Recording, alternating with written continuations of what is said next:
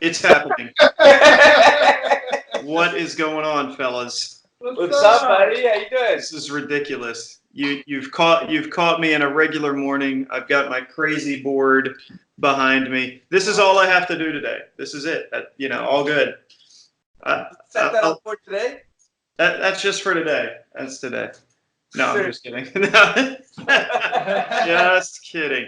Look at this. You're two-fisting your Tim Hortons, pouring one into the other. One straight vodka. What time is it over there? 10:15? Yeah, man. We're 10:15, so this is easy for me. 7:15 over here, man. It's not bad. You guys are all bundled up. Like, here's Michelle. She's going to come say hi. Not really. See? Look at these guys. Hi, Michelle. Hey! Choo choo. Yes. They're all awesome. bundled up, man. It's Yeah, still they are. winter over there, I guess. We are too. And we're outside. We're in the office. Just a chilly morning. So what are you guys doing today? We planting like 42,000 raspberry plants? We Oh, crushing grapes? What are we doing? Look at this guy's attitude right off the bat. Look at the hype. So happy. I love that. That's the thing about you. You can always get a good personality out of him. That's awesome. Pretty good, right? It's the same personality, good or bad. You just don't want to see it go dark side. That's when things go terribly wrong, man. Well, my name is Amir, man, and this is... I'm Gaurav, man. Today we have Hugh McPherson on our podcast, episode what, 5? It's episode 5. Episode 5. So Episode welcome. 5, lucky number 5. I'm in it, man. This is happening. So Hugh, what are you up to today? Sunflower Mastermind groups. We've got those classes all this week. So I got those going. I've got a top secret thing. I will let others know on the podcast. Did you know this was happening? No. That's too secret. It's that's the event tsunami, which is our fill in the blank marketing deal. So I'm working on that, and I'm getting ready for the week, man. I got what do you guys use for planners? I got my high performance planner. It's orange because pumpkins. What else? Didn't even see it coming. Life. And I will share this with you because you guys are super smart and hip and now. So I was working on trying to figure out if there is a good way to do employee applications online that is at least quasi-legal and would not. See, I'm kind of old school, so I want the applicants to walk the application into me because Sure. that shows a lot more than oh look, I applied for a job, right? Yeah. So I kind of am old school that way. So I don't know if I want to go completely online. So I've just been filling out like a bunch of those services where they'll post a job and they'll do some stuff like Indeed and 123 form templates and just some other stuff. Just trying to see if there's an easy way to get at least that first thing, because I like having a huge stack of applicants, but I want to make sure that huge stack of applicants is at the very least pre-qualified enough to know that they're going to have to do some work. Definitely. Yeah. Definitely. Yeah. So that's my thinking problem. I actually had to sit down to think about that. I'm standing now, but I had to sit down to Oh, think yeah. about that today. So that's my sitting thinker today. When you said that you're planning your week and that board in the back before we started the podcast, you said this is my week or this is my day and I'm getting ready and I'm planning it out, and you brought that planner out and you said this is my orange planner, this is what I work off of. Is that what you do for the season as well? Being so, I don't know, maybe it's early for you, but it's early for us. But we're getting into Easter and Easter egg hunt stuff. But being April now, are you already planned for the year coming up? Do you have a lot of planning to do?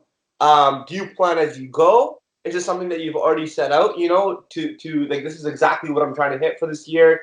This is my structure. This is what I'm going to deviate to. How much flexibility do you have in that? Like, how much is planning important in regards to you guys over there and what you do? We actually did a bunch of that over December's like the for us the easier month because we're just open on the weekends and whatnot. So we did a couple of things. In January, we did a number of really kind of sit everybody around the table. We only do an hour at a time though because it's pretty intense. So, but what we came up with is we're only doing 5 things this year. Only 5 things. And so at the home farm. So we'll just take the home farm. So we're doing the Wineritaville Beach Party, which is the winery kickoff. We're building a sand and band tent, Jimmy Buffett band, doing the buffet, buy your drinks ahead, all that kind of stuff, and having my class reunion party at the same time. Yeah. I got to get something out of those kids. So so that's number one. That's like winery kickoff. Boom. Okay. Then second one is Blooms and Berries, and that's where we're experimenting if we can build our blueberry business, rebuild, I should say, our blueberry pick your own business by having some flowers in there. Yeah. Right? And then Sunflower Festival is in August. That's July. August is Sunflower Festival. September is Wine Your Way Out, and that's wine tasting with other wineries in the corn maze. And then fall is fall. October's October. So we don't need to do anything in October because it's already October. Yeah. And so those are our 5 things. Okay. And that's created a really nice little filter. My people have already yelled at me a couple times because I had too many ideas. And so they're like, we're not doing that because we're doing these things and we're going to do these things really well. And so that's kind of our filter for here for this year. I understand. So you guys are essentially meeting now based off of that structure, and you're not deviating from that. I'm sure that you guys probably have flexibility within those areas, but that's essentially it. And then when you say home farm, how many of these projects are you in charge of? Hugh, where does your life evolve around? How many buckets do you have? I looked up some stuff online, and you started Maize Quest in 1997. Yep. Right? You were when I was your age. You were my age. 23, right? You guys are 23. Is that right? 26. I'm 26. I'm 24. 24. Yeah, he looks a lot younger too. Well, you graduated Penn State, right? Amir's done worn out, and he wore himself out already. It's 24. He I got 2 cups, man. I got 2 cups. He's getting married, so I just told the world. Get married. What? I'm getting married next Man. year. Off the market. How is Canada gonna live? Oh my God. I started when I was 23, back in '97. Yep. You graduated. Penn State. Agri business degree. I'm almost using it, right? Yeah, for sure. Yeah. A little bit. Michelle was there from the start. Yeah, she was just temporary, gonna watch the register every once in a while. Yeah, and then you met Dave at Walmart. That was in 2000. That was in 2000. We picked him up at Walmart. That's right. Yeah, and he's the maze drawer. He does the art and the cartoons and all the maze designs. Yeah. Yeah, and then your business is twofold. You do B2B and you do B2C. Maize Quest, right? You got B2B, you have 84 customers. yeah. 84 farms, I think. Corn maze clients. Yep. And then beyond that, kind of hayride audio systems and all the training programs and games that we design, all that kind of stuff. In addition to the corn maze is like the pinnacle of the pyramid, right? Yeah. And then you service 650,000 guests. That's as of today. Well, no, that's probably an old number, really. Yeah. We did the math. It's something like just because I was kind of curious, and so we tried our best to kind of estimate our way backwards, and we feel like a couple years ago, our total farms, not my home farm. I wish my home farm did 650 million guests. That'd be great. But no, I think what we figured is there's been more than 10 million people go through the farms that we've helped over this kind of business lifestyle. No, I was thinking it's bigger than that. 650,000 doesn't seem reasonable. 84 farms, right? Right. That's a lot of farms, yeah. On your home farm, you guys have your own business, and you're the winemaker. You're the maze master. I guess Matt is involved as well. Oh yeah. That's kind of nice, right? So that the winemaking in particular is a team sport because it would probably be the thing that I personally know the least about. Yeah. So so we're trying to even get to where we have replicatable recipes of the things. We're not trying to make 32 kinds of wine. Yeah. We're just trying to make like 7 kinds real good every time we do it. Yeah. You know. Yeah. Of course. Yeah. So that's a team sport, and we have a lot of local help for that too. We got another winemaker who just thinks we're like this adorable little pat on the head, funny kind of little people, because he's 6'5". So he thinks it's adorable, I think. And he actually said to me, he said, you know, it's fun when you guys come over to bring me samples and like have me think about things and how to fix things that like I haven't made those mistakes for 20 years. And so I don't even think about that stuff. And you guys are making me rethink all of that stuff I did when I was young. And for him, it's actually kind of energizing because he's going, oh yeah, right. I didn't even think about like how much SO2 to put in, you know? Yeah. New blood. Yeah. No, for sure. And then I scrolled all the way down on your Twitter. So it was like 2008. And you started podcasting in 2009, I think. Right? You've been podcasting for a while. You still do that? Well, it's I don't know. I've kind of done every. Yeah, his whole podcast. We're on your podcast right now. That's right. Your podcast, buddy. That's right. That's right. I invented podcasting back in 2008, right after I started Twitter, which was real nice. But no, you know, I've tried each one of, and that's been kind of fun too. But I've tried each one of those things, everything, and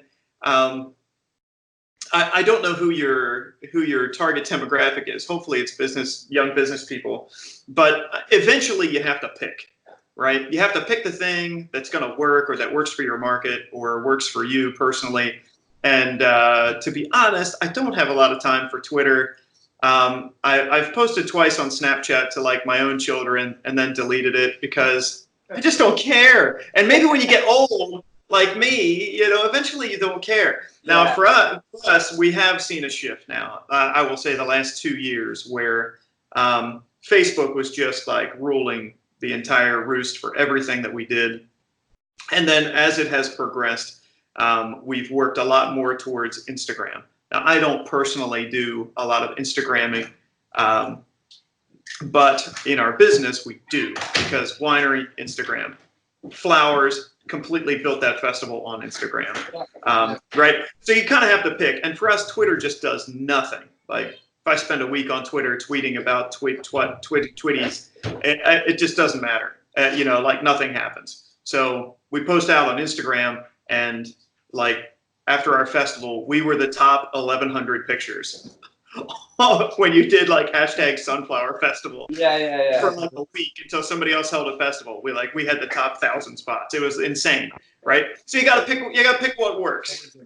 And would I love to do a podcast? Yeah, but I'm not as hip and cool as you guys. So I'll just be a podcast guest and be hilarious, and then make you guys do all the work. You know, formatting my podcast. Yeah. Well, let's frame that then. So, like in essence, there's been only 5 episodes, right? The first episode we sat down, we didn't know what the hell we wanted to talk about. We just knew that we wanted to try this, right? So we sat down, we had a conversation, and then this only happened because one more step back. So I put an application out to hire somebody for marketing. The person sat down, his name was Jason. He started talking about podcasts, and he's just so passionate about that, but he applied for a video side of the gig, you know, because I was looking for a videographer. And I said, wait, Jason, tell me more about this podcast, and let's go deep into that. So we sat there for half an hour talking about podcasts at this interview. I was like, dude, shit, I know I'm looking for someone for videography, but I'm more than happy to add on the podcast portion to our business and dedicate time towards that. And so we figured out some sort of structure and a pay structure for him. And we've recorded 5 podcasts, but I wouldn't have been able to do that without his help because in regards to like, look, you have the whole head set up, you have a mic in front of you. I needed someone's help to organize all that and do it for me. I'm sure I could have done it, but I haven't done it in the past 2 years that I'm wanting to do this. So I just needed someone to really force me to get me there. So he helped me do that. And then when we sat down for that first episode, we just started talking about what we're doing in our day-to-day lives, and I just like thought of the idea, okay, let's talk about what we did in the past week, let's talk about what we're doing in the coming week, because that's what kind of matters to us, you know, on a day-to-day basis. If we start talking about coffee cups or food or, I don't know, things which are side pieces, not our daily life, we've been able to keep this going as long as we are. So now this podcast, look, the episode before this, I had my mom on there. Actually, this is number 6, I think. Yeah. We had our mom on here, and we just talked about the farm and the farming history, things that we didn't even know about, where it's my mom, but it just added this new level of depth into our business that we didn't know about. Yeah. And then just through this, evolution over these 5 episodes, we're like, dude, this podcast is perfect for Naf, my family. It's like something for somebody who's into agritourism. I'm sure it's not like something which is gonna go massive like Joe Rogan or Tim Ferriss, which is so macro, right? And we totally knew that coming into this. This is something that we wanted to try, but it is definitely something which is for people who are into farming, people who are into business around agriculture, people who are into experience-based business, and having people like you on here, which is helping so many people, has all these different buckets, has years of experience, I think it's just another level into agritourism, right? And so our plan is to have people like you on here, Phil Quinn, Mark Sanders, anybody Saunders, Bill Backen, anybody on here. Don't have Bill Backen on. I mean, how long? What's your target on this? Are you trying to for like 9-hour podcasts or whatever? That guy talked forever. It's usually like an hour. Yeah. You can tell you can't stop him in an hour though. That's the problem. You think I'm bad. I know. He's got a lot to talk about. He sure does. He sure does. Yeah. It's a lot of sharing. A lot of sharing. Yeah. So I really do want to understand exactly like how many of the buckets does Hugh cover? What does your life entail in regards to?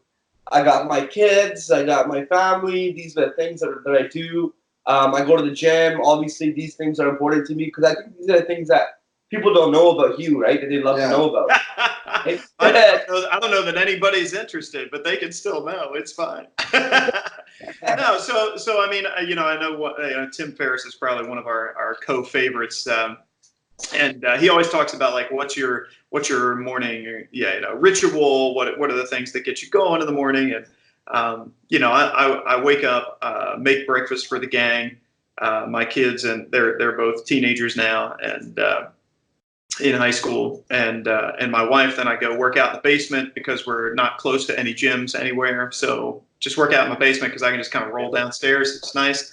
Okay. And then kids go off to school. Janine and I get to have breakfast together, and then out for the day. And when I get here, particularly on Mondays, I try to. We're not quite. What do they call it? I think the ideal is a ROW, right? A results-oriented work environment, right? Where nothing matters but the results. And in general, I think I personally work better with people around as opposed to working remotely. And so my people are here, but their schedules are super flexible. Basically, they can kind of come and go as long as things are getting done. But I find it easier for me if people are here. Like Michelle's in my office. She asks, why can't I have my own office like the other people? I'm like, because I need you right there. and so, but we've had to do, now I've got Logan's over there. He'll wave to you. Here, let's see if we can see it. Hi, Logan. Hey. There, it's right over there. And this is a non-secure environment. But he's kind of come on to do the technical side of things, knock out campaigns, and manage the mastermind groups, all that kind of stuff. But what we'll generally do is come in and do all of that like morning schmutz stuff, and then about 10:30, I always try to get a coffee, and that's when we'll get together and kind of figure out what are we doing for the whole week. And if we can get my business coach John always says, plan for Friday. What's got to happen by Friday to make this week a good week? And you do that on Monday, and then you can then you got a flywheel effect towards getting, by Friday. So like last week we were trying to get our tickets out, get our winery recruiting page up and running for getting more pourers in for that, other classes and things that we've got to get done. And so, we plan all that Monday. That's what we'll do after this call is Michelle and I'll just figure out, and I'll fill in my planner what's going where. We have a shared calendar we use. I know you guys do all that kind of stuff too. Yeah. So we kind of have that process, just to speak Canadian there briefly, that creates the direction. Then in each one of those things, what we've tried to do is, for the most part, have Hugh interact with people as little as possible. Because they don't need me, and I can be irritating if I really try to get out of direct management. So Jenny's in charge of the fun park. She and I will work really hard to get our processes and our checklists and everything set up. What I want to have happen then is when we're open in the park for a Saturday or something like that, when I roll in there, they're started, like everything's ready to go, and I'm just there to be the bolt of lightning, get everybody pumped, and then boom, we hit the ground running. I don't want to get the pedal carts out. I don't want to ask if the tires are full, if the chains are on, right? All of that stuff is checklist, process, system. Jenny's going to check on all that kind of stuff. She's making sure everybody fills out all their stuff so that I don't have to wear that hat anymore. So a suggestion would be take everything that you possibly can and turn it into a system and get it out of your brain so that you can think about important stuff. Because, my value is not doing those tasks. In fact, I'm really annoying when I try to do question. I gotta interject real quick. Oh man, I got questions. Oh jeez. It's a good question. But like, when you say that you have this one person in charge that takes care of your pedal carts, or Jenny takes care of that entire area, then obviously somebody underneath that takes care of the pedal carts, and maybe she does it. Who cares? But that's something that you used to do. Maybe 100 years ago. Open the park, right? I would be up there walking around trying to make sure that 20 positions in the fun park are opened correctly and that the people are in the right spot. And yes, I used to try to do that, and I actually am bad at it. Yeah, no, you're probably great at it. But how did you take your mind and say, okay, this is the damn pedal cart, this is the racetrack. I need to, in regards to how successful these things need to happen. Jenny is the person to take that on. How did you organize that in your mind? Organize that into something tangible that Jenny can see then? Because it all lives up here. Hugh knows. End of the day, Hugh knows exactly what to do for that freaking thing. But how did you put that on a piece of paper for someone like Jenny to come on board and be like, I'm confident that Jenny can take this on. Maybe she can't do it 100% to Hugh's ability, but that's like, ownerships or management kind of ego speaking there, or it's like that emotional side of things going on there.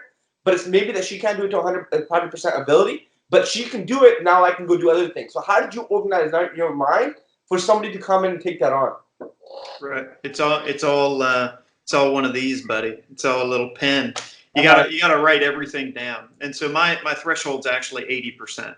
If I can get something to 80% of if I were personally doing it and I had nothing else to do myself, right? And some things like, pedal carts and welding, like it's got to be actually 140% of Hugh's ability because he does not have those abilities. But the key is there's a book out, Atul Gawande. It's the Checklist Manifesto, and one of the things that he says in there is you love that book already, but how do you spell that? I'm not entirely sure I could spell your name, Rob. All right. So,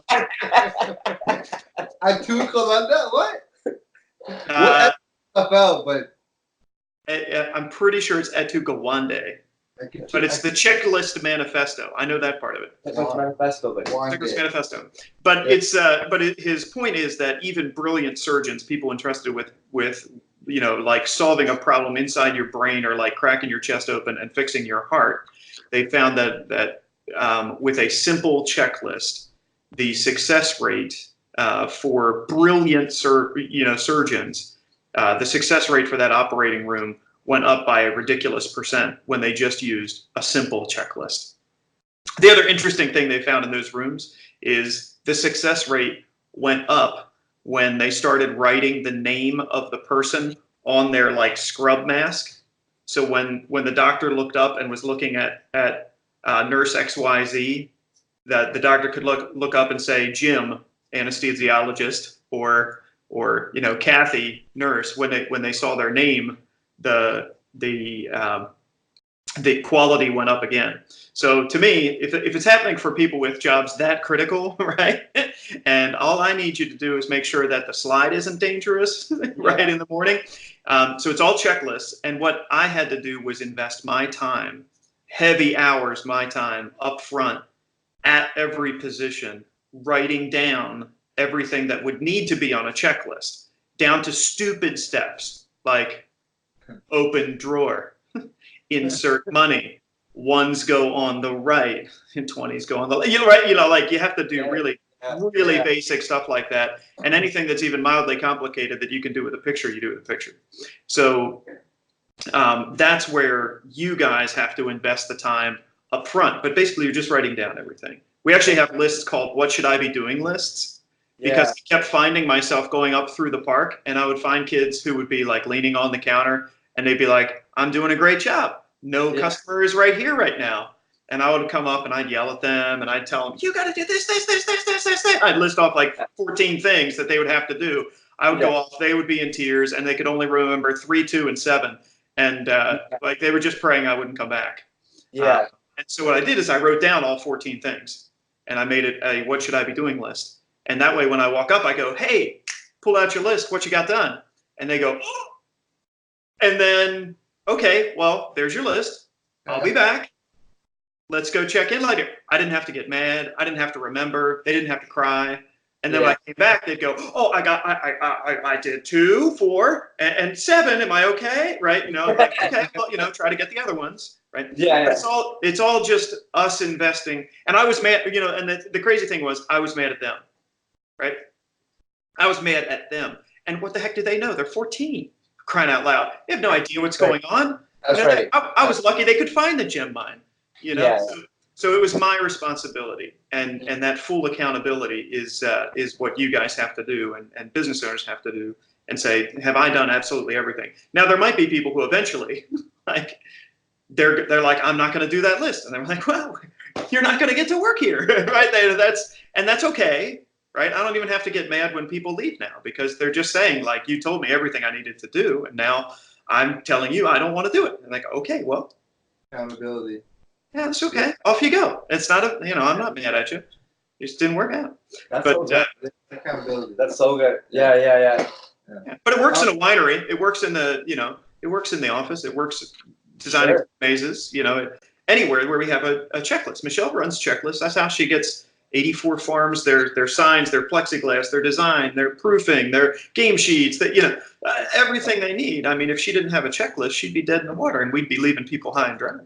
A question I have: you were 23 when you started Maize Quest. Yes. Said, right?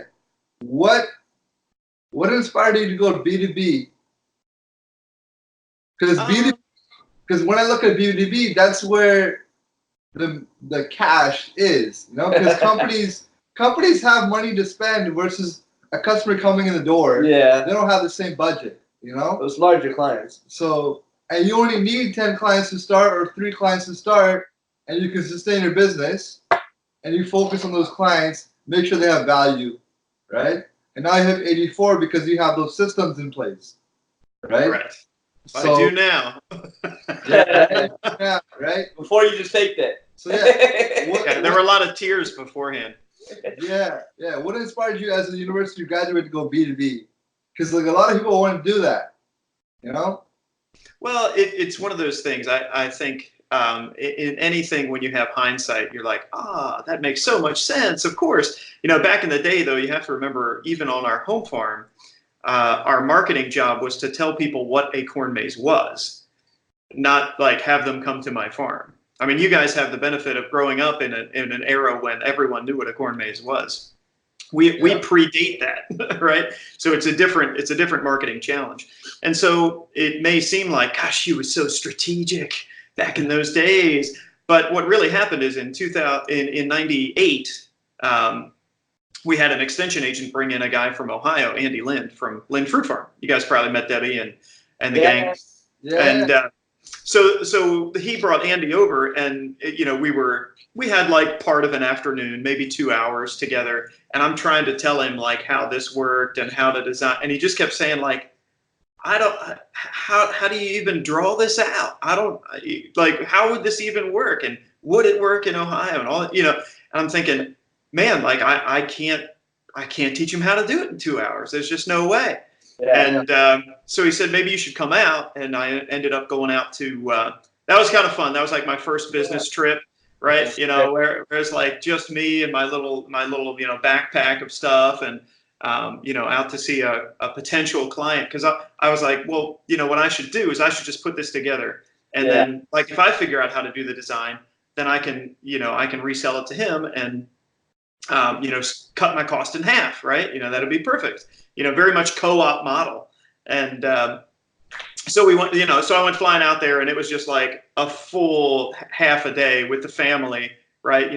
Dad's like, this is ridiculous. And he's like, something's here. And no, like every once in a while, somebody else would get excited about something else. And then somebody else would be like, no, this is the stupidest idea. Right. Yeah. So it was just one of those like seminal moments where I was like, in the end, I was like, well, here's the package. And if you want to do it, awesome. We'll be glad to help you. I got a plane flight, Well, I hope it works out. And so it did. And then 99, we helped that was when we helped our first client. But it was not strategery. It was simply, we had a problem to solve, and I thought I could cut my cost in half.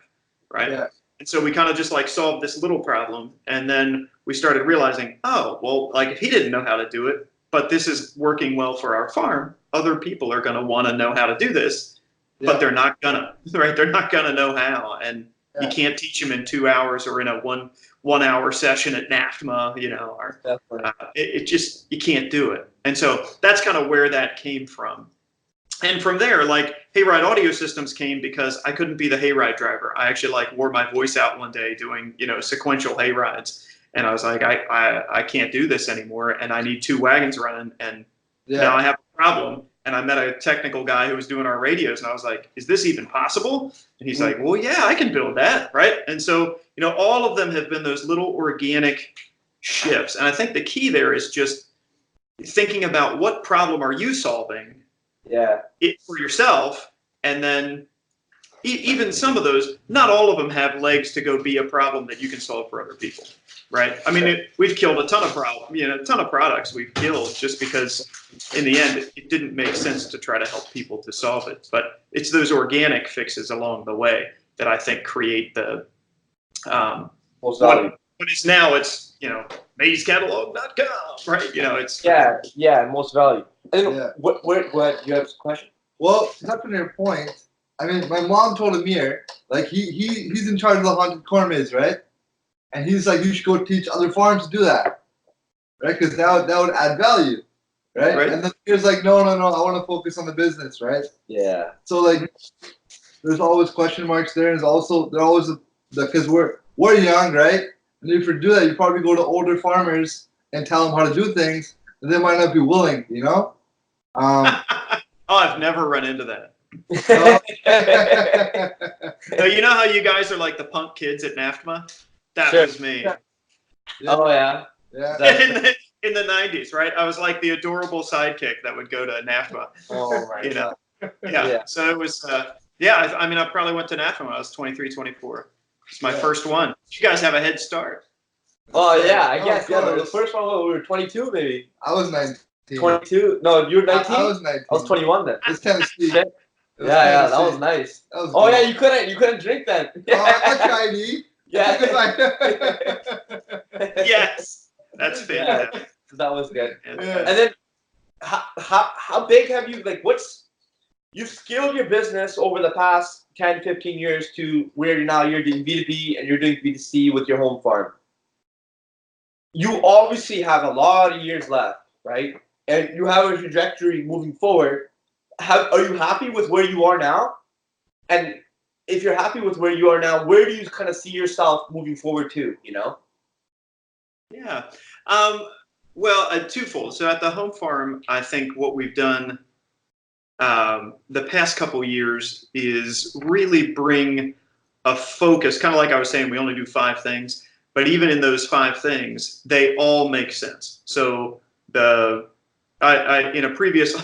another lifetime, from 2001 to 2007, we actually ran a wireless internet service provider where we shot like high-speed internet off of our grain bins and stuff.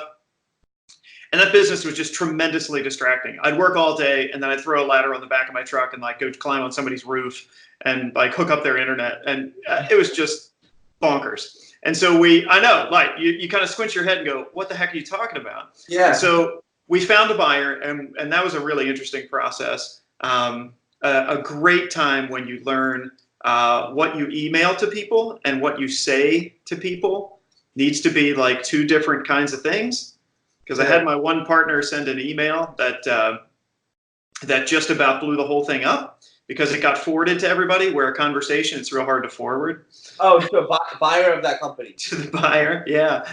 And I wrote emails because I got mad, right? And I was young and foolish and I got mad. And, you got to learn which platform to write. And especially dangerous now when you can just tweet crap out, right? You got to be careful what you do.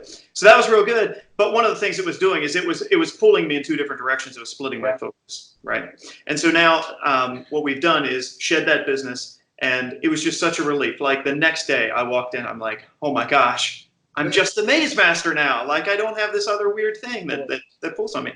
So so the wine's made out of our fruit, right? The fruit that we don't ship, we do pick your own. The pick your own that we don't use, comes into the farm market. The farm market has a bakery. The bakery bakes for winery events. Right? Everything just kind of spirals in and works together, and that has been just wonderful. Like even Sunflower Festival, it's our wine, it's our field, it's our commercial equipment. We can use all of our tractors. All of it makes sense. If we were doing like a fairy festival, it wouldn't make sense because we don't have any agricultural product that it centers around that would do it. So we've kind of brought focus around those things, and that's my new favorite quote is Jim Collins calls it the undisciplined pursuit of more, and that's where you can just find yourself. If you're successful in one thing, you say, well, I can be successful at anything, right? I'll just, I'll start a car dealership, whatever. Like it's just the weird stuff happens. And it's just because you're kind of chasing more instead of bringing focus around your things, right? They say, don't have all your eggs in one basket. And the corollary to that is put all your eggs in one basket and watch that basket, right? Yeah. And that's where I think, yes, you could very well go off and consult with people on haunting corn mazes. And you can do that as long as everything else is covered. It does still make sense. The better you do at your home one, the more people are willing to listen to you, on the outside. But if you're dropping the ball here because you're trying to help people on the outside and you're not running solid at the home place, then you start to lose your own credibility, right? It kind of creates this downward spiral, or it creates a virtuous upward spiral, right? Yeah. Well, when you say having all the eggs in one basket, that's something common that I've recently heard, and it's like I've never really stuck onto that term, having all your eggs in multiple baskets. Obviously, diversification is good, doing different things on your own farm is good, but then like you're saying, having a car dealership or investing in stocks or doing real estate on the side. Warren Buffett, he does stock. He's a stock trader. At the core of it, he looks at companies and he trades them because he understands their value, right? Mm-hmm. He doesn't diversify his stock portfolio very much. He has a few main stocks that he sticks to, that he invests towards, or he's a few types of companies that he really looks at. Even with the other guy on Shark Tank, that guy that owns a freaking basketball team. Mark Cuban, he says diversification is for dummies. This is exactly what Warren Buffett says. Diversification is for stupid people. People that don't know what they're doing in their day-to-day business, so they have to go and find other areas or other industries to focus their time on, hopefully thinking that their day-to-day business is going to fail. If it does fail, then they'll have something else to leverage on, essentially. Right. And so us, my brother and I, a couple of podcasts ago, we talked about real estate, commercial investing, and that's something that we've kind of wanted to do, and I still do want to do. But then, I'll see ideas on Instagram. I'll go for a drive down the street, and I'll see, okay, this business is for sale. Or I'll see, my friends are doing a t-shirt company. Man, this shit makes so much sense to me. It's so easy. I've had some sort of, successful areas of what I've done in the past few years. Now I feel like I'm built up and I can do these other things like you're saying. But me looking back at, if I was your age, looking back at myself, I'm saying, shit, I could either take this one or two ways. I could stay focused into where I am right now and grow this up, make this Man Farms entity larger.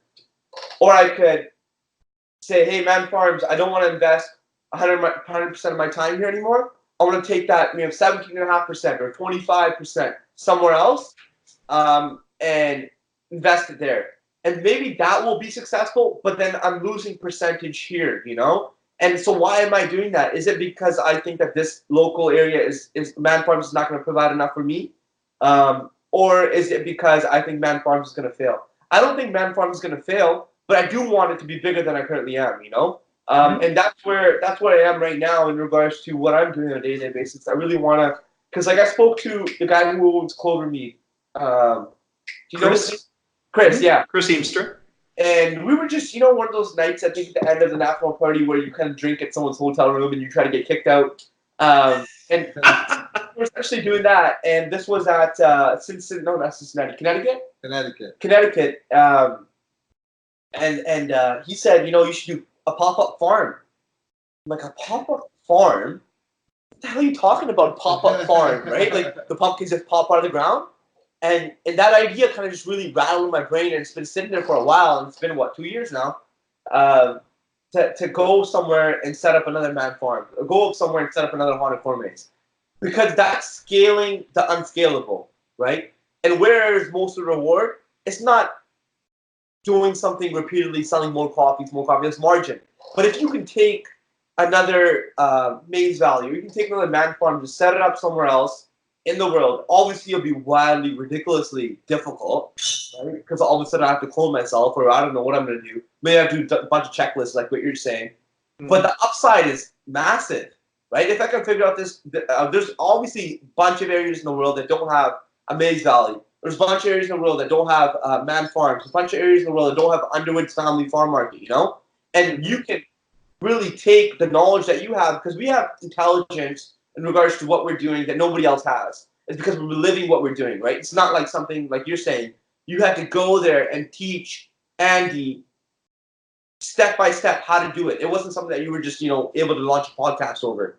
It's this intelligence that nobody else has. So if you can go somewhere and really apply this knowledge that you currently have in this new market and be successful in it, shit, man, that's something new, So that's something that I really want to do, but I don't know.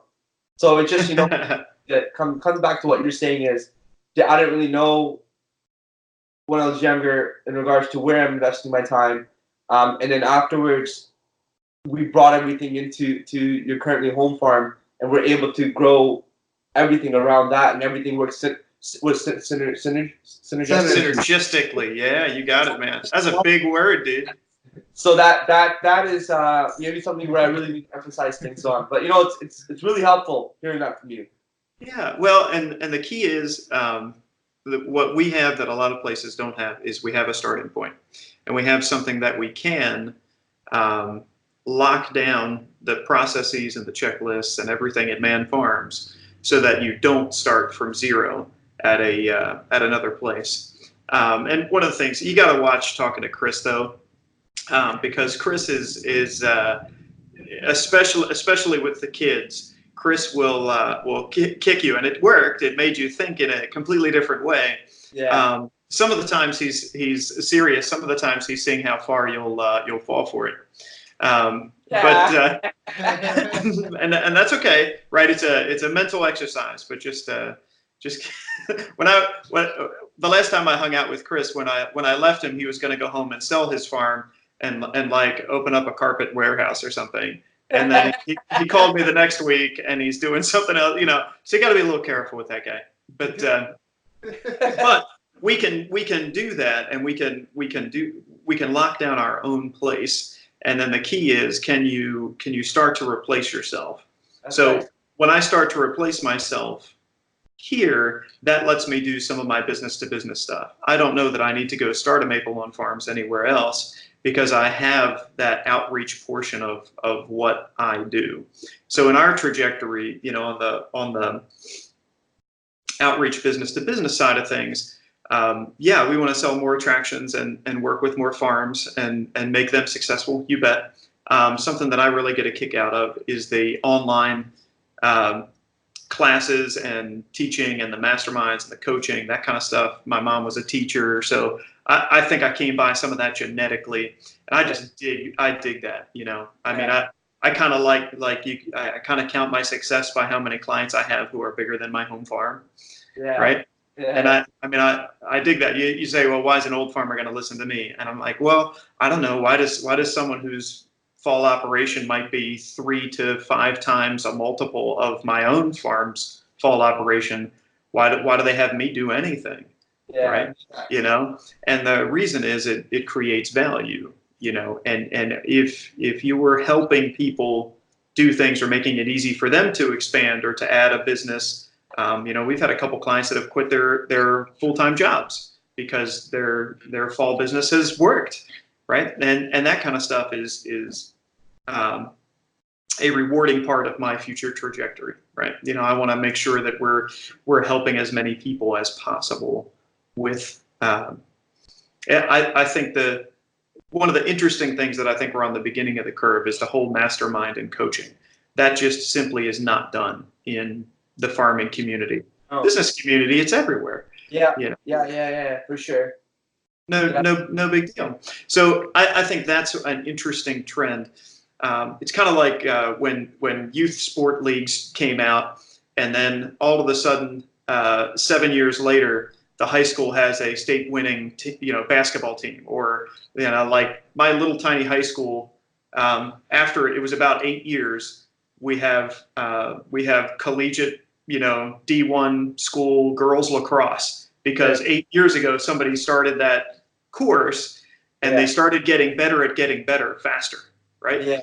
And I think we're at the beginning of that curve where coaching and masterminding is coming into our businesses. And I think what we're going to see is the better get better faster, and there's going to start to be a widening gap between the profitability of the top level operators. They're just at any level going to be more successful. Yeah, no, for sure. Yeah. You obviously you seem like you're pretty content in regards to where you guys are dealing with the business to business, right? And you're obviously adding value, speaking highly about the people who you're dealing with on fall businesses at 3 times multiple of you. And now you're saying that you're on the cusp of mastermind and coaching. And when you say mastermind and coaching, are you talking about like life coach, or are you talking about like one-to-one coach? Like what does that mean?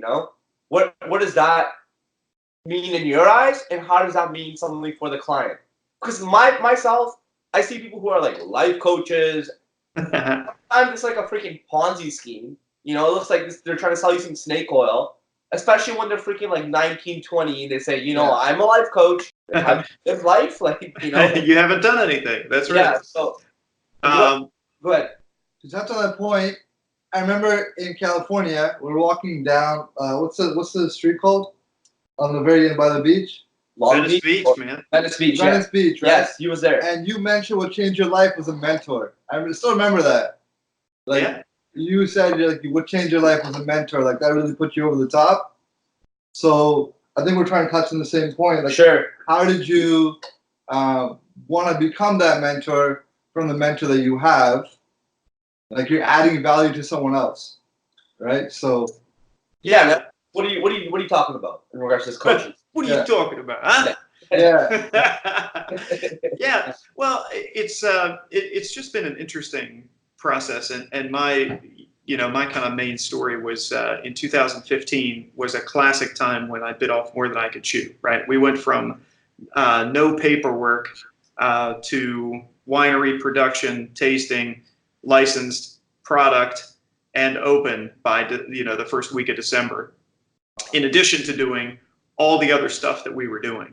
and it nearly killed me. But the thing that kind of helped me through that was the mastermind group. Now, the coach was good. The other mastermind members, maybe I don't know that I had a real serious objective. I'm not sure they had a particularly real serious project or objective. What mastermind group are you talking about? It was a local mastermind group. Okay.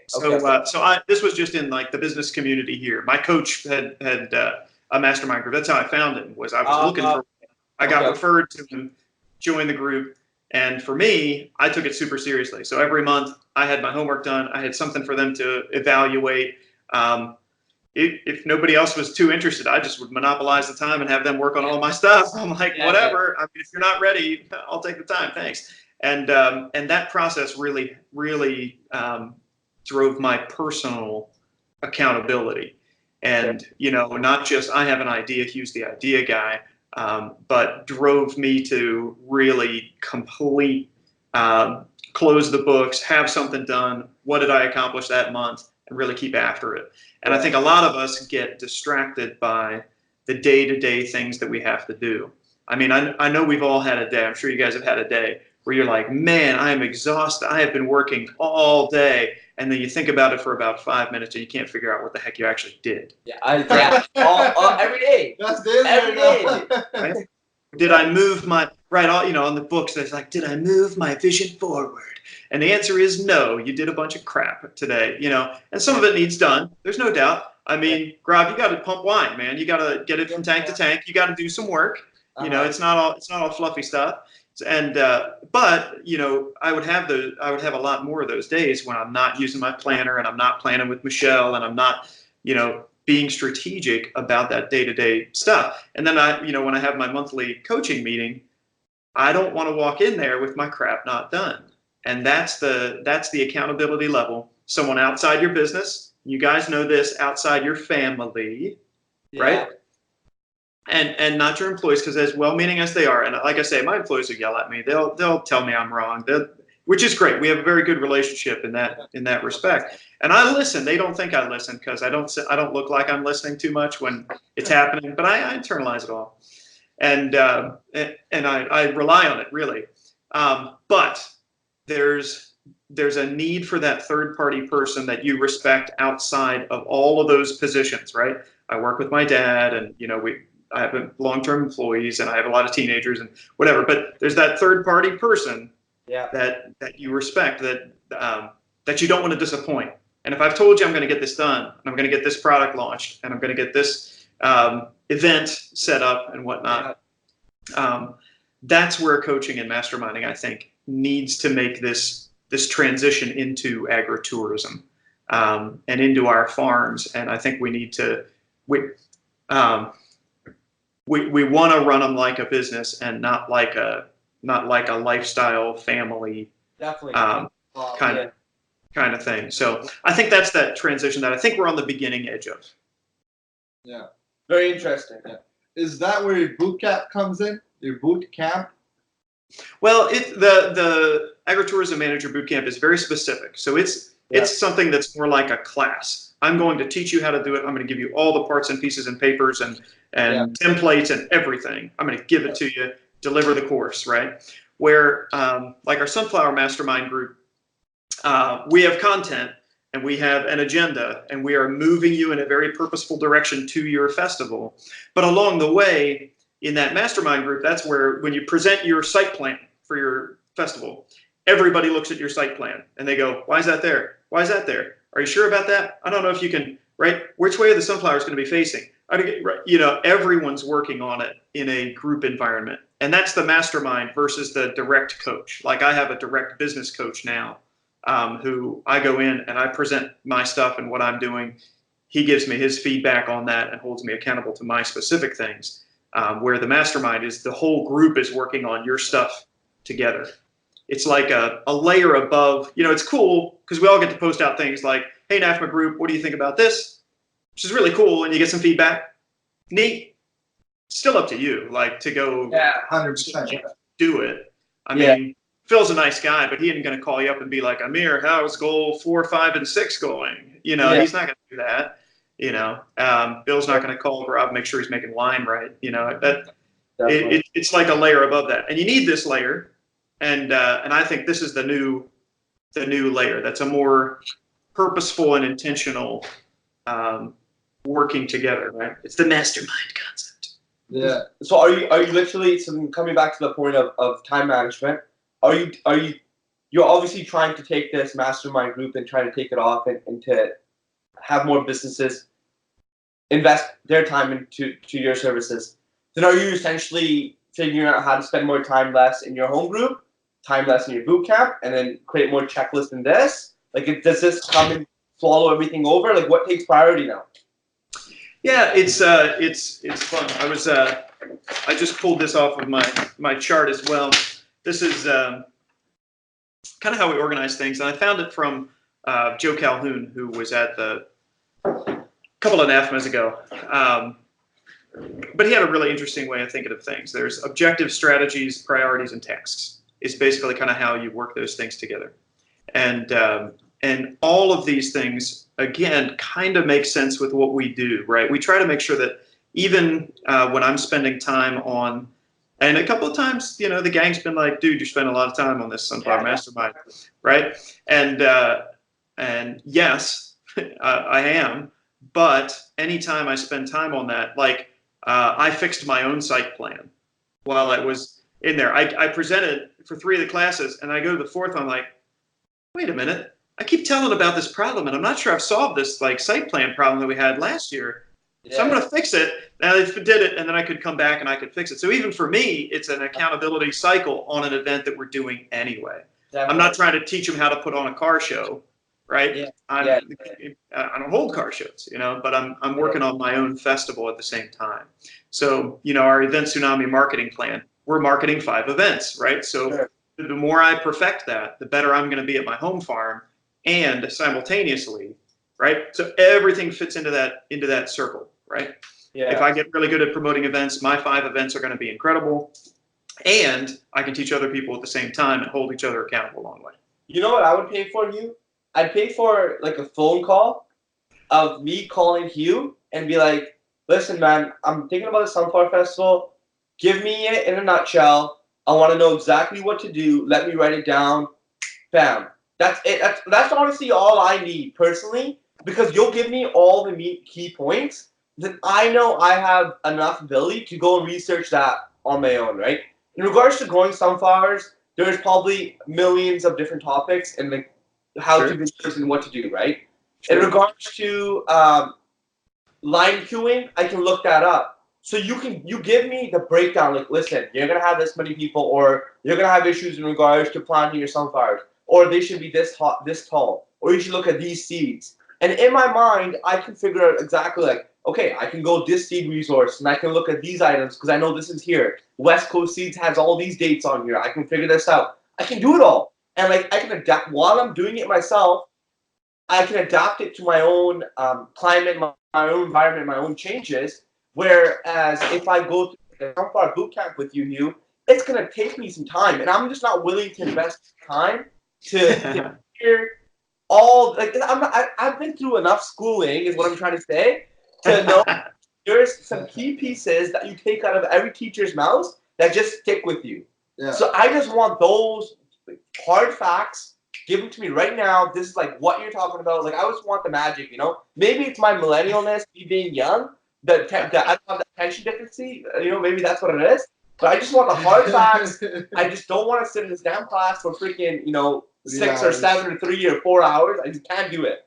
I'm sorry, I can't. It's not. That's okay, man. It's okay. If I call you and you charge me for that time and I get to ask those questions and it's real time right there, that's money. That's what I want. Personally, that's it, man. And like, and then I can get some support afterwards. Hugh, I got some questions, bro. This is what it is. I text you. You get back to me within 24 hours, buddy. Yeah, I get back to you in 24 hours. Log in and watch the site planning class. That's why we had it. 100%. First customer right here. Accountability. Accountability. That's right good. There. Just hold your credit card up to the screen. We'll make that happen. Yeah. That's right. We'll screenshot it. Don't worry. I don't have a big I'm recording this whole thing right now, so it's all good. That's right.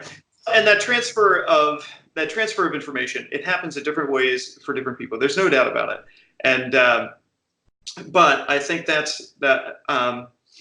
Think for instance of how fast adult Easter egg hunts, for instance, blew through the NAFTA system because information could get transferred, so quickly, right? That's not one that I do, so it's not one that I could still hold a mastermind group on it because I'm great at facilitating, but it's one that you see pop through.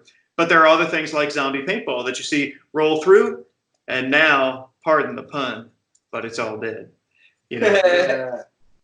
Gotcha. But they, so you have to watch out too that those, that was that joke. not to get wrapped up in all those fads. Sure. Yeah, no, for sure. And you say it's all dead. I agree with you, but then I disagree with you because there's no one here that does zombie paintball. Nobody in British Columbia does zombie paintball, bro. Nobody. If it were to come here, it'd take off. I think so. Perhaps. Perhaps. Yeah. The key there, it's great additional attraction, but it's not a market mover, right? Yeah. A haunted house is an event to which you would go. A haunted corn maze, it is the event. Yeah. Zombie paintball is a cool little do you want fries with that? Here's my extra $15. You kind of plug it into the side of it, and that kind of thing. So you have to watch too, because there were some people that opened up standalone zombie paintballs and put a ton of money in them, and had a 15-minute experience and a 3-hour wait, and they're not there anymore. Yeah. I remember on Aftermath, like the where during the time where you can see all the different businesses that you could add to your farm, zombie paintball used to be there, and now it's not there anymore. Right? Yeah. Right? So I think that's something you're saying. That's why it doesn't exist anymore. It didn't stick. Damn. Right? So I never thought about it from that perspective. As you've been to so many more anathemas than us, you can see these things rolling, and they're gone. Yeah. Some things stay there all the time. Some things just roll in and then they're gone. Yeah. And that's a level of experience that we just don't have. Yeah. Well, people ask all the time, are corn mazes going away? And right now, I would say they're kind of baked into the ethos of fall, right? Pumpkin patches didn't go away, right?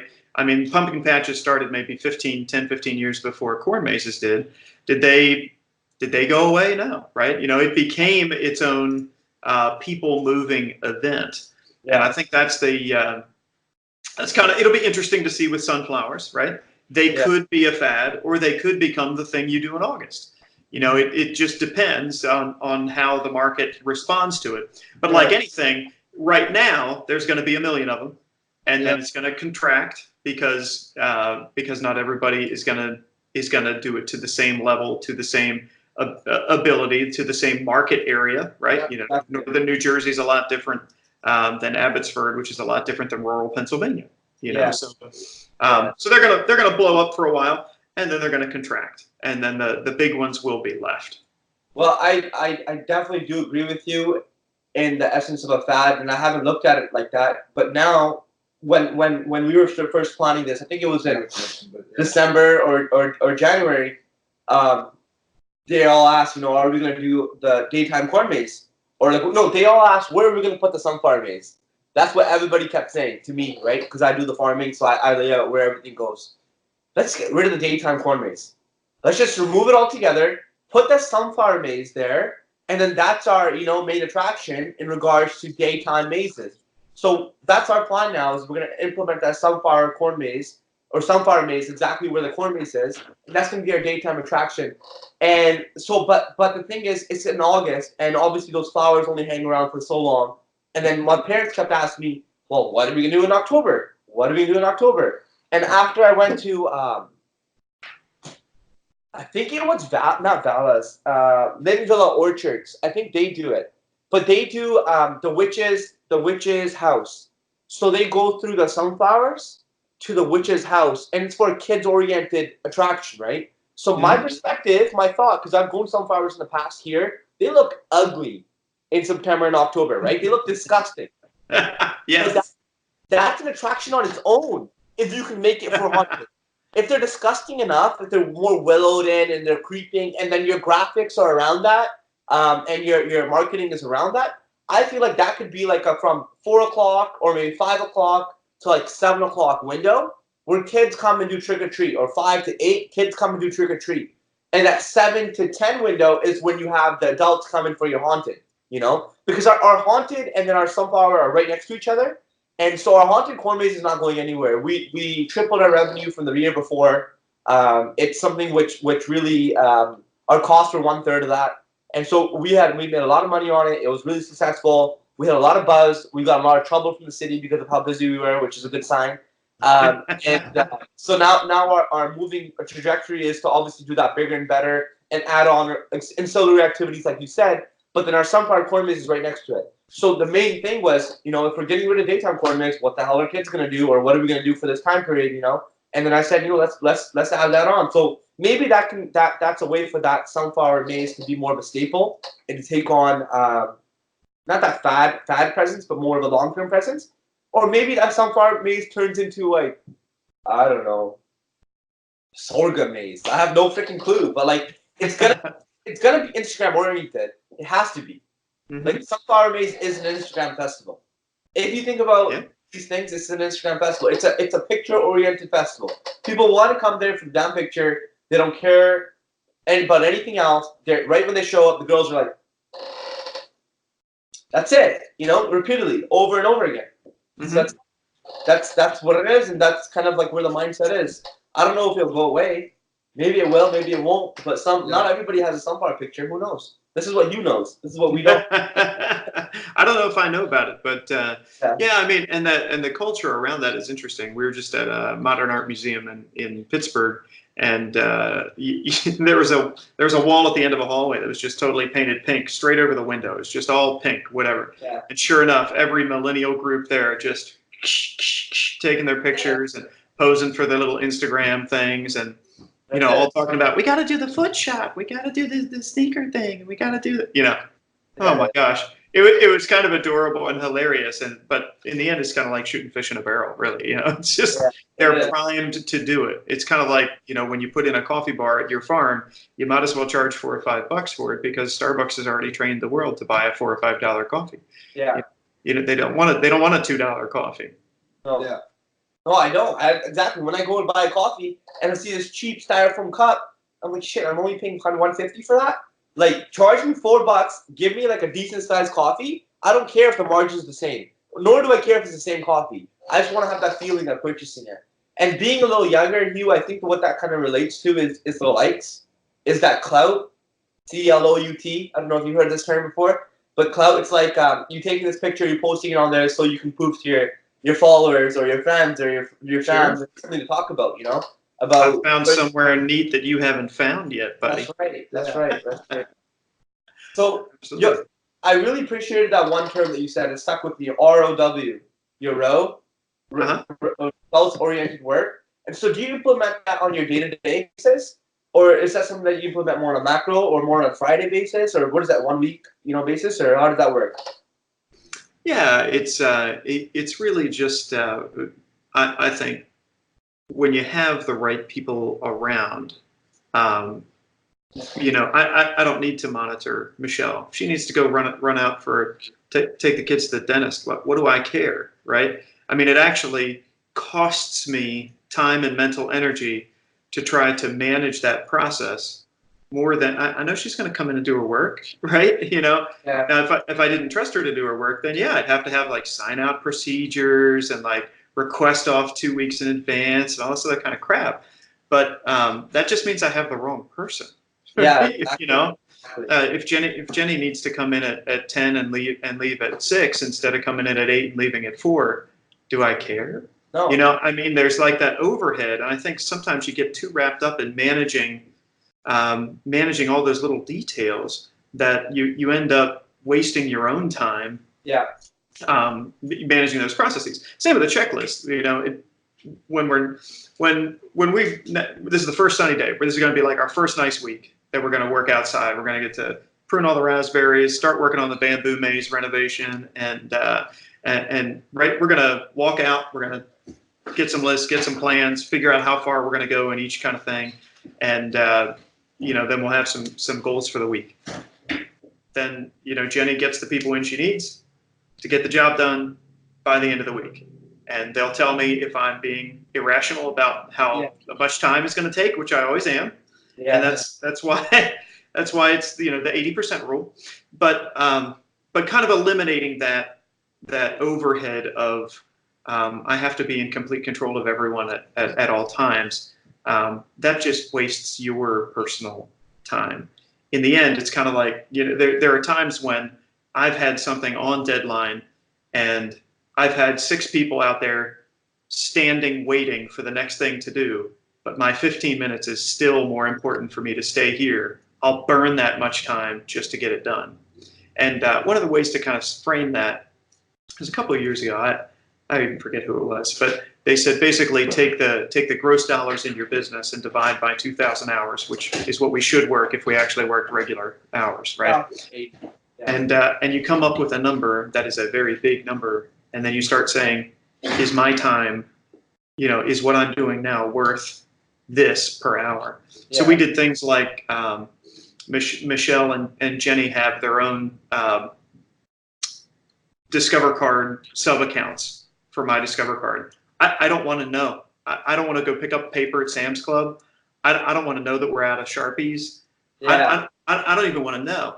And it all comes in on the statement. So what do I care? What are they going to do? Like go out to freaking dinner? No, they're not going to do that, or they're the wrong people. Yeah. Right? So the minute I started trusting them to do that, all of a sudden, all of this stuff just got unloaded from me, and we never ran out of paper again. It's simple stuff.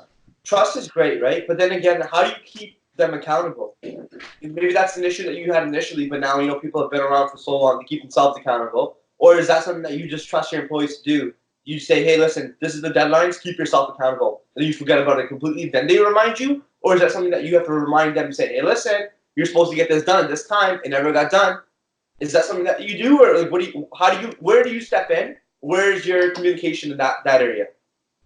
Yeah, that's where we're doing our weekly check-ins, and especially with these events, there are so many moving parts and details. We started using Basecamp for managing the mastermind program and access and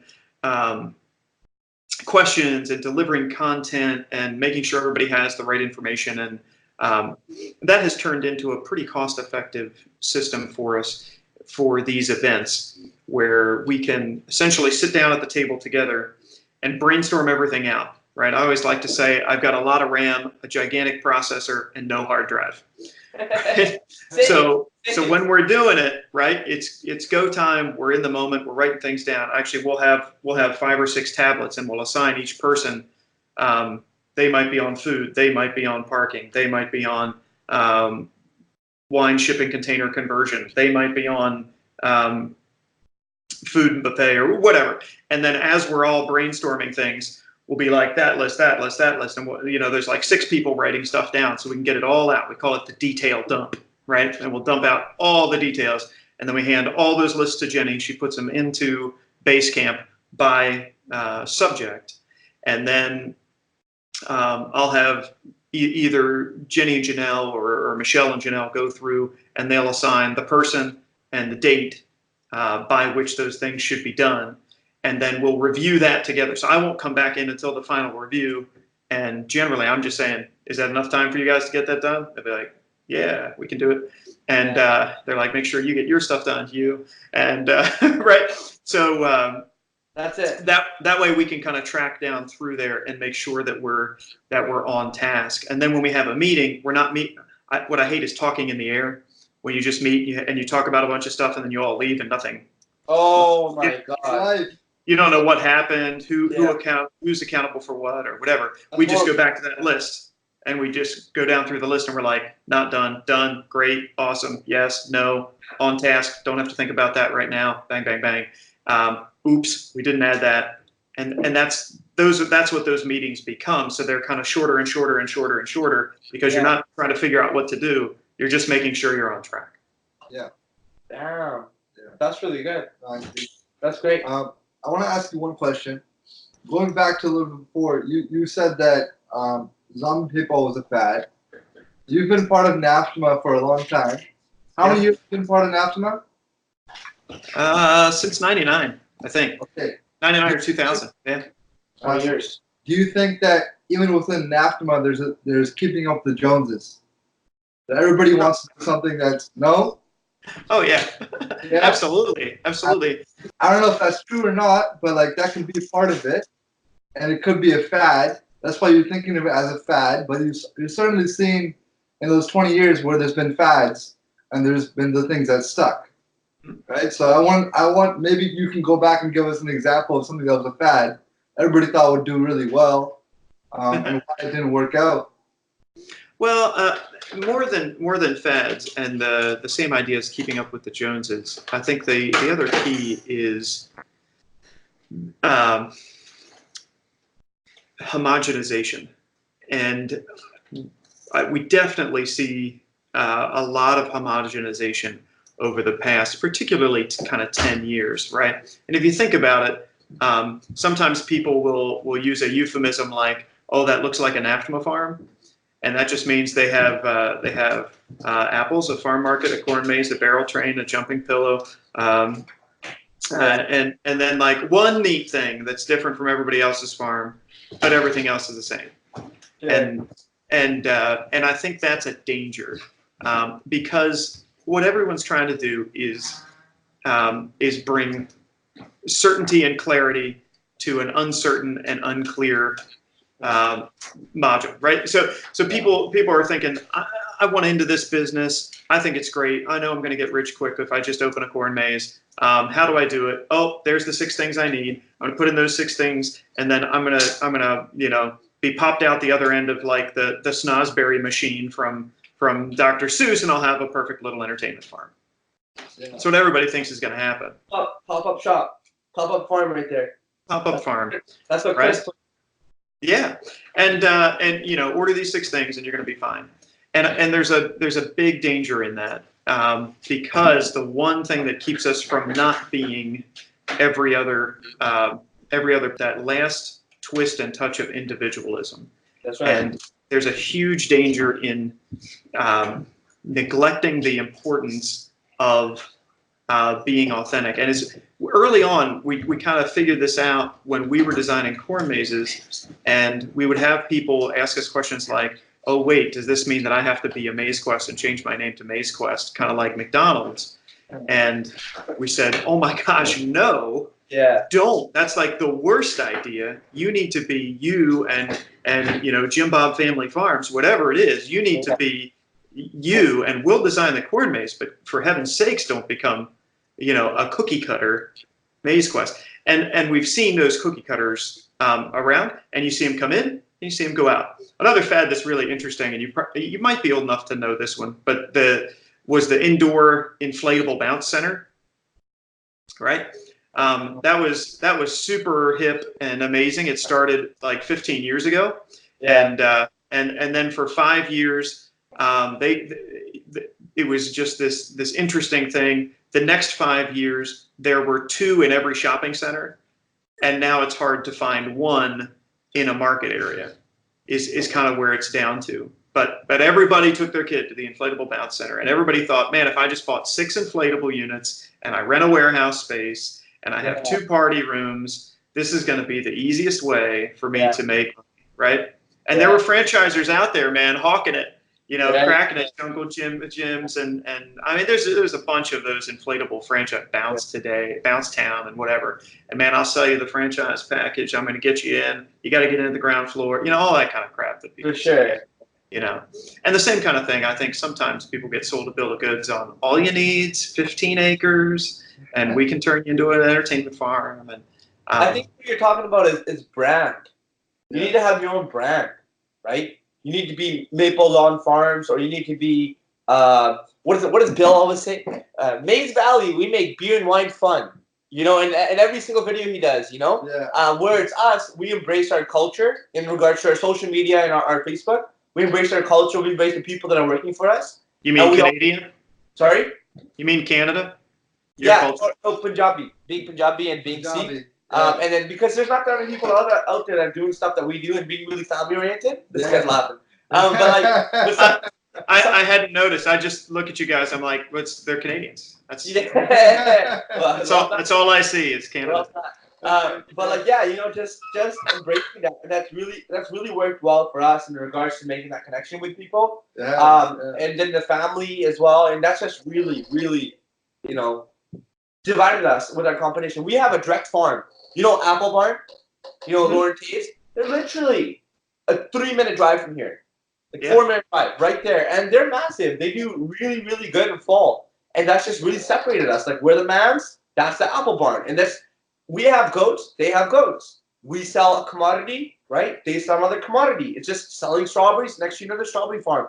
What separates Maple Lawn? What separates Maple Lawn number 2 down the road is that the brand, is the people behind it, is who they are, the identity of themselves. Sure, you guys all have corn mazes, but why is your corn maze different? That's exactly what I think you're trying to attach yourself with this conversation. That's what I'm trying to get across. That's really it. Yeah. I have a question to pay, unless you want to jump in. Well, I think what you touched on before is like diversification in terms of those bouncy pillows, in terms of like the paintball. And that kind of comes back to like what Warren Buffett says.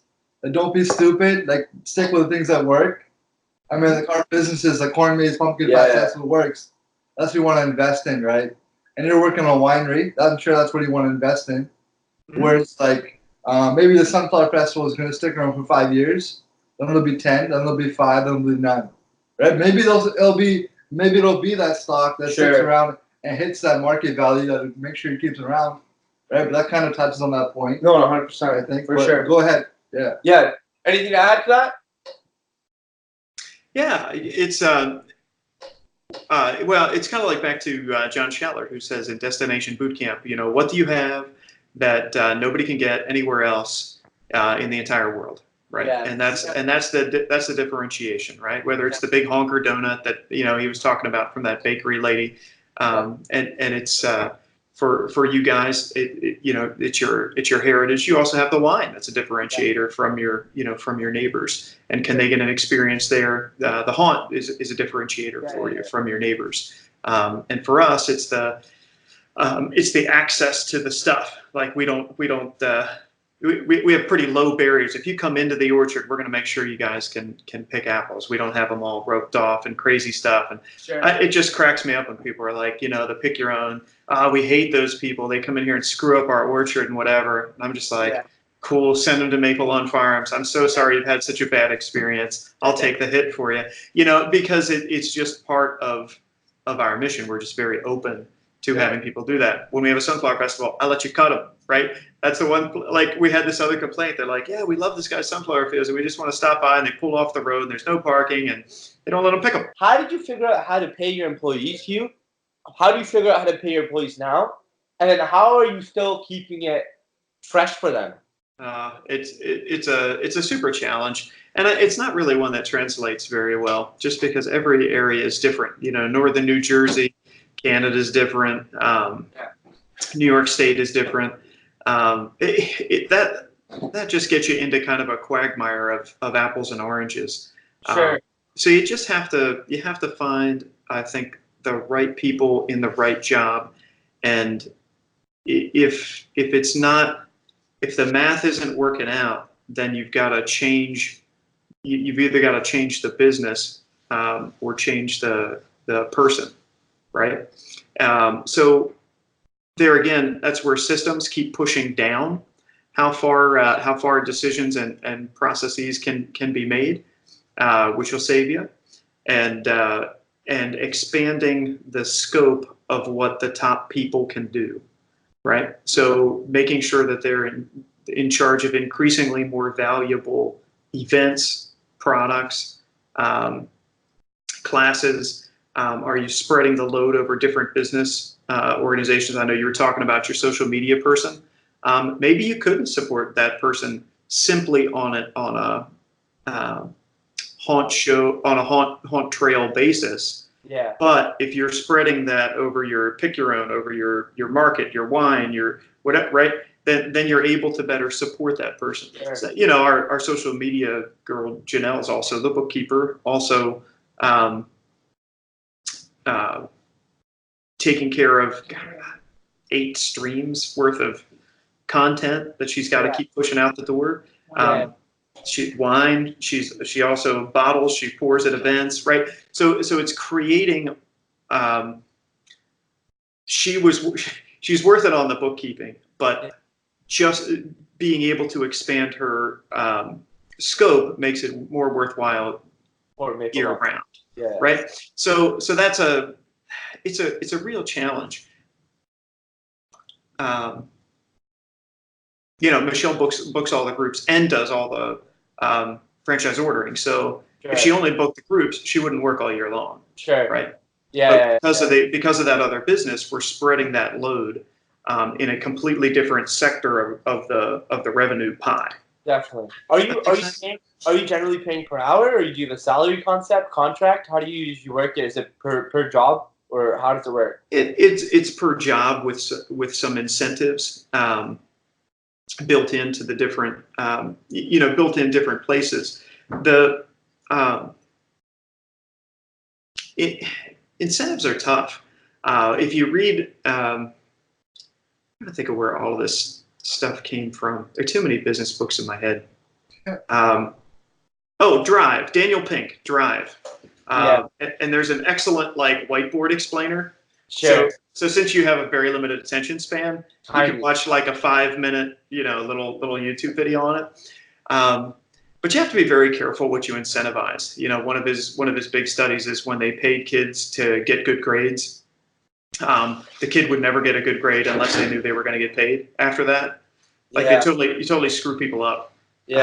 With that. So there again, I think that's why it's more important to just make sure the right person's in the right position, and then they will make themselves.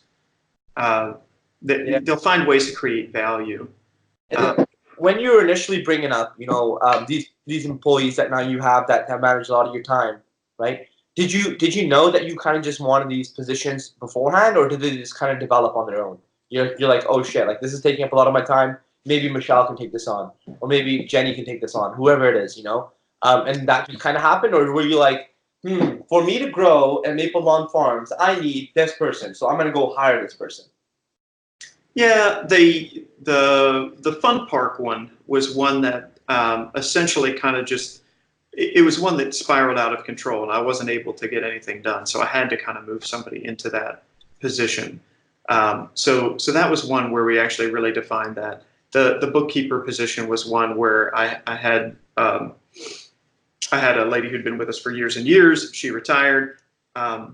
We did a little bit better when I hired the next person in there, who was burned out of corporate America, just wanted a couple days a week. She was great for a while, but then when we found Janelle, that's when we actually wrote a job description, because we had finally learned to do that. And now the big joke is, every week I just go in and add a couple more lines to her job description, and she's still only in 2 days a week, so And I recommended her. it works out purpose. And I recommended her. Oh, and Michelle recommended her, right? So she gets full credit. No, but find the people that are worth your time. Right. But so yeah, so what she's alluding to there is our recruiting concept, which is called the rebuilding team. And that's where, the team can kind of do some pre-qualification for you. That was a skill position, right? That was one where you had to do QuickBooks. You had to have, accounting background, or at least bookkeeping background, and had to be already good at social media. I wasn't going to teach you how to use your phone, right? Yeah. So, so that was kind of a skill position that we very specifically created and wrote that job description for. But a lot of times what you'll find is things will spiral out of control, and you'll realize you're not getting anything done because you're doing too many tasks. Yeah. And that's when you have to kind of split that one off. Bob Ricky's one of the ones that did an interesting thing. Have you heard of his Fab Five? No. He would be a good one to have on and talk about the Fab Five concept, which is basically he had someone who had worked with him and been a manager, kind of top level team position. And when that person left, instead of hiring a full-time person, they hired 5 part-time moms who were interested in that results-oriented workplace, had wildly different crazy schedules, and what he's found now, I think they've been there a full season, not a full year, but a full season. And he's getting 2 to 3 persons worth of work out of these 5 people that really just replaced kind of one full-time person. Yeah. So that would be a real interesting conversation to have with him about that. I'm really thinking, like, personally, in regards to social media, like, have you heard of the term perfect storm? Like, I got this from a local entrepreneur. We actually grew up with him, and then now he sells backpacks on Kickstarter for a living. He's in New York. But he said you can't find a perfect storm employee. It's really freaking difficult. Maybe you'll find one over 100, you know? And I feel like, you know, sometimes I found that person, but then they let me down. And that's just the kind of expectations that I have. So, like, that's just me learning, you know, how to be a better manager. So, like, you know, like you're saying, find these right people to figure these right skills out and do these right jobs. And maybe those people can then take on other skills or add those on. And then that now you have, say, marketing per se. There's photography, videography, graphic design. There's the social media management as well that goes into it. So maybe you first find a good photographer. They come out for, you know, you batch all your photography into 2 days. So they come out for those 2 days and do all that work. But then that photographer's like, shit, you know, I can edit this and I'll put some text overlays and I'll do some design work. Now all of a sudden this photographer has become your designer, and now this one person's worth of work has been 2 persons worth of work, but it's still within that period of 1 person, you know? And I think that maybe that's what you're alluding to there. Yeah. Well, and for him, even if one of the Fab 5 gets a full-time job, kid graduates, they get a full-time job or whatever, he's still got 4 people who know what the other 5th person did, and he's at a lot less challenge to you know, and of course that would only ever happen on like September 15th. Right? Yeah. You know, and so so but he has to be flexible with all of their schedules, all of their kids' activities, all their whatevers, and Bob's kind of super awesome about that. Sarah's, you know, pretty amazing about that too.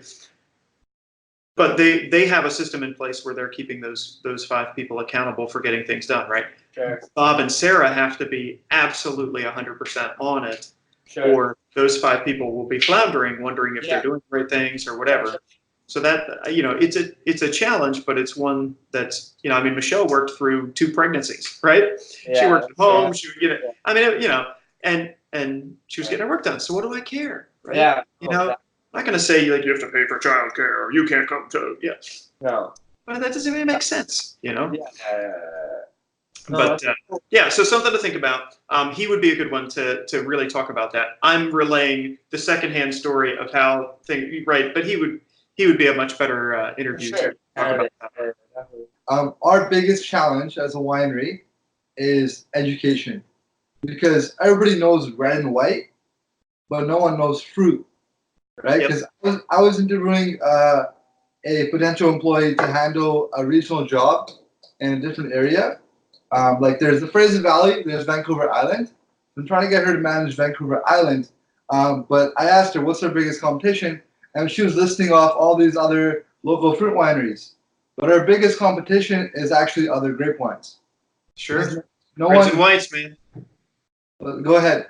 Reds and whites, yeah, sure, it is. Right. So, and then the market is very price sensitive too. So you got to be like, okay, my wine is $25. So people who are looking for a medium price wine won't want to purchase a $25 wine unless they have the education and they tried it before.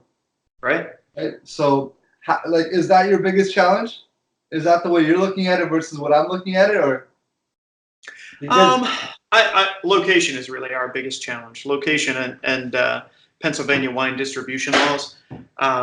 So I would say right now, and I'm probably not even qualified to speak with you about winemaking, but if right now our winery is kind of like an event winery. So we've got our products and we've got them, you know, during our season here, our seasonal winery at the tasting room. Yeah. And then for any one of our events, it'll put a nice little boost on whenever we sell wine at those events. So for us, we figured that different was better than better, which is Sally Hogshead. She's one of my favorites. But different is better than better, and that's why we did the fruit wines. And the guy who helps us is a red and white guy, and so that I think is part of the reason why he doesn't care that we're doing anything because we're so small and we're the weirdo fruit guys, and so he'll help us figure out how to do it. So for us, I don't think it's the same problem yet. I think yes, you've identified reds and whites. Might be because of your price point, they might be the place to target. I don't know. You can't beat margin in the glass either. So you need that distribute. What we are lacking now is pallet size distribution that keeps our tanks turning, and we're going to have to just come off our high horse a little bit and take a lower margin just to run it out through the Pennsylvania distribution system, so that we can have some volume through the system as we're making wine. Otherwise, it's going to stay kind of a hobby and event winery, and it will rise and fall with the quality and weather of our events. Yeah. So, last year we had terrible weather, so everything came down, right? All of our winery volume came down because it was completely dependent on people attending our farm. Yeah. So our bigger challenge now is getting out into distribution and making sure that we've got enough volume through the system. Then maybe we'll run into a problem like you're having, which is it a price point? Is it an education? And there I would say it might even be that what you need to do is event it out, and maybe her job would be holding wine tastings, more wine tastings at specifically at liquor stores where people are going to be buying, or wine stores, whatever you guys have out there, to introduce people to the product, right? And if you're finding that on-site tasting starts sending the sales per store, up the hockey stick, then it's going to be worth that person doing that. And if you do it enough times, if you just put her on a circuit, every month you're at a different store, or twice a month you're at a different store, and eventually, if you do that for a year, you're probably going to have done your job. That's right. Definitely. Yeah. No. This past November and December, I really wanted to kick wine tastings into the ass per se, and we did over 100 wine tastings, probably November and December. The second November to the end of December, like the last weekend before Christmas, I had 20 people per day doing 20 different locations in wine tastings. It's crazy, right? And did it work? So you already have the figures. Did it work? 100%. Like the way that it worked, sure, we sold wine on the spot and those stores ordered, but we also got organic growth in January, February, and March. Yeah. Right? So those customers kept coming back. Yeah, tried it. And then now it's late spring. I haven't done very many tastings, but I know it's late spring or in summer. Our wine is a fruit winery, so I'm going to schedule those tastings, get those people involved. I'm hiring specifically for people to do wine tastings on weekends. And I'm hiring a regional, so we've got different cities. So I'm trying to hire those people to do tastings at those stores. And sure, we're in 140 stores. But the thing you have to remember is to focus on the right stores. Because customers shop at those stores, and they might shop at different stores. So if they see that product in one store, that's where they always shop. Then maybe they're busy. They got to go to a specific store, and they'll know our product and they'll buy it. Right? Yeah.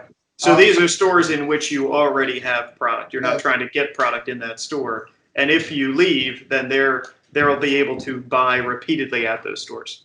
100%. Honestly, the easy part is getting a wine in those stores. For us, at least, I don't know how your distribution works, because all I do is go to a liquor store, I set up a meeting, the manager tried the product, and they brought in the wine. But the hardest part is getting the customer to buy it off the shelf. Right. So that's do the wine tastings, right?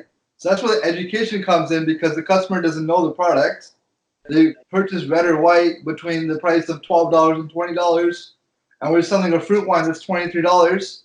Why would they buy our product versus other products, right? So my mind thinks like this. Like, so if this works for Gaurav, right? Yeah. My mind works like this. Like, okay, people are walking into wine stores.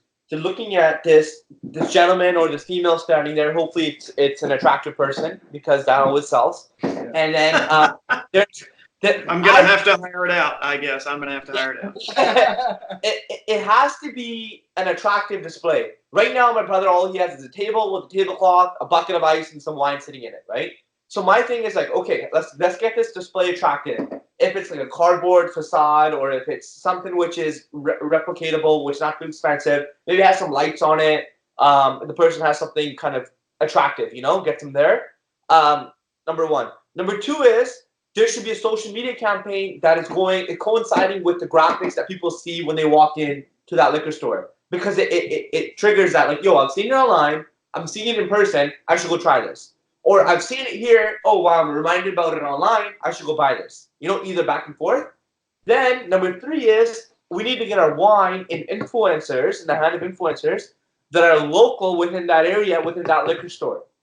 Like Snoop Dogg. Sure, exactly. Like not like Snoop Dogg, probably a little less than that. But something. Those three things, trifecta, could be a solid marketing strategy for the wine for it to take off. So this is what my mind's wrapping around.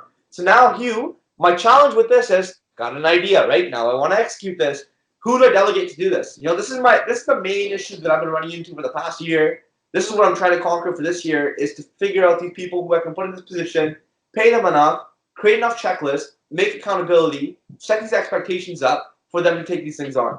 Yeah, and it's some of what we had said before, right? So how do you differentiate your wine tasting from something else? How do you have a booth that's so interesting and clever that people want to take their selfie while they're at your booth, or you let them step behind their booth and or whatever and do it. All of that booth stuff though is pretty inexpensive. I mean, you pretty much could make it out of Coroplast and fold down, right? But what is uniquely you that makes it completely different from any other wine tasting that's going to be in there? So what says your farm? Is it the red barn? Is it the fruity wines? Is it get fruity with Mans? Is it whatever that branding is? Then try to think Instagrammable. How can I? Right? If you don't want to have people sign up for something or do whatever. You just want them to snap a picture and hashtag you on on Instagram.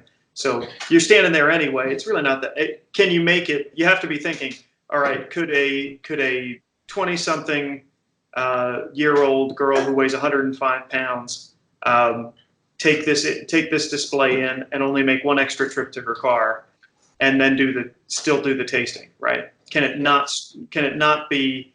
Because you don't want your people getting there and like, oh man, I used to do these wine tastings for him, but now it's such a hassle. Yeah. Right.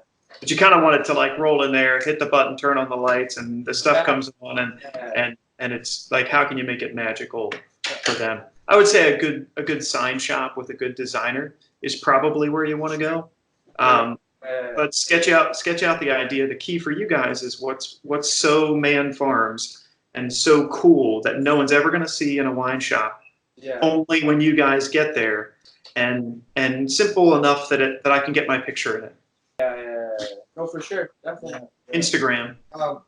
One thing I want to mention. I don't know if you're having this issue, but what I realized a little while ago was that 95% of consumers don't know their wine.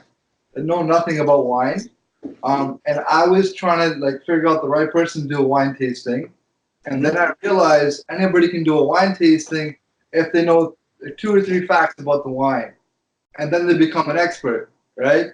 When I was doing tastings in November and December, I was able to do those 20 tastings per day because they were teenagers, 19 years old, which is our drinking age, and early 20-somethings. But I sat them down, 95% of people when I walk in know nothing about wine, and if they know those 2 or 3 facts about wine, they're going to be seen as an expert. And they try the wine, and sure that they like the wine, and that made a big difference. So maybe that's something you should consider. I don't know if that's an issue that you're having, hiring the right person for the tasting bar. You might want to get their education, but I don't think you necessarily need that, right? So, I mean, but we need to provide that education, is what you're saying, right? 100%. And it doesn't have to be about everything in the process. Just give me the sound bite, right? Amir doesn't have much time to think about much, so that's right. He just wants his little sound bites. It's going to make him sound smart in front of his lady, and then that's all he's got to do. Yeah. So thank you, Hugh, for being on, man. I really appreciate your time. All right, where's this going? Okay. So this is what we have. I want to ask, but okay. from what you had with us, our experience, right? What should the name be? Who do you think would get value out of this? I think we did. I mean, you can just email it to me. For sure. I feel like I thought about some stuff. I do too. I feel like I learned a lot. Yeah, of course you did. I feel like I just went through a boot camp with you. You did. Yeah, I don't know. That's a good question. You're two young business people. I think young business people, will find that interesting.